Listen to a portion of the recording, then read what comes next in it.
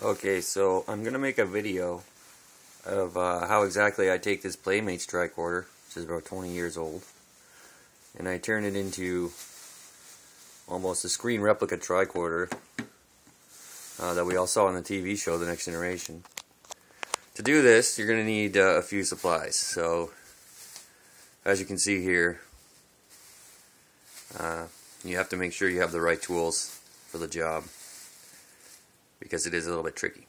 Right here we see that is the charger for the battery there, and that little battery on the right is an iPod or an iPhone battery, rechargeable. These batteries are really good, last a long time, and they have a good running life.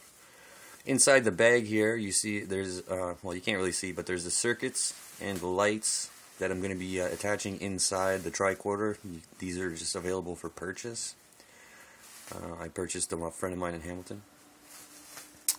So that's going to be the inner workings of the tricorder. Now, to make it look like a tricorder from the show, we have the Krylon gray matte finish paint and the silver metallic high gloss.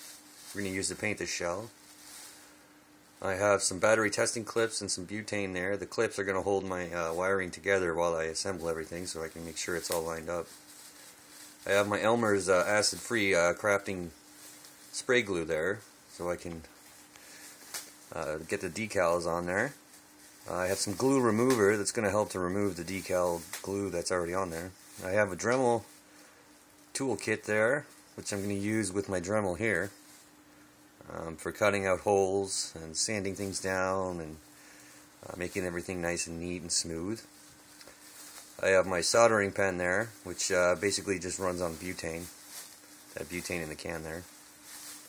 I'm going to use that for soldering together my wire connections. And there in front of the Dremel kit I have my light wiring solder, which comes with its own flux, and I'm going to use that for connecting the wires.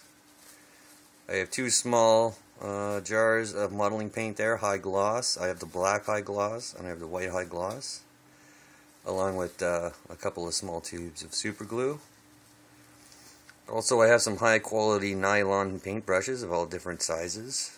They should give a nice smooth finish with no brush strokes after I finish painting. Of course, a masking tape and some X-Acto knife, an X-Acto knife there. And this JB quick weld. So if I have any, scratches or any joints that I want to hide before I paint, then I can fill it in and sand that down. It sticks to all kinds of plastics and it's paintable. And there in the black case there I have some screwdrivers so that I can take the tricorder apart. So as you can see, there's quite a few different things that you're going to need if you're going to attempt to take a Playmates tricorder and turn it into a screen replica tricorder. So we're going to take this tricorder here. I'm just going to show you. It's 20 years old. I had it since I was a kid. Still works. Right?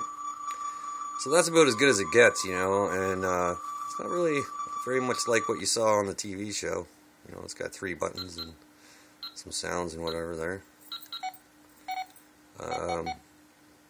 All in all, it was pretty good at the time. It's all you could get, but for a die-hard Star Trek fan like myself, who always wanted an actual tricorder, that doesn't really cut it. So the first step is to get everything you need, and make sure you don't cut corners, because you're going to be putting this thing together and you want it to be good.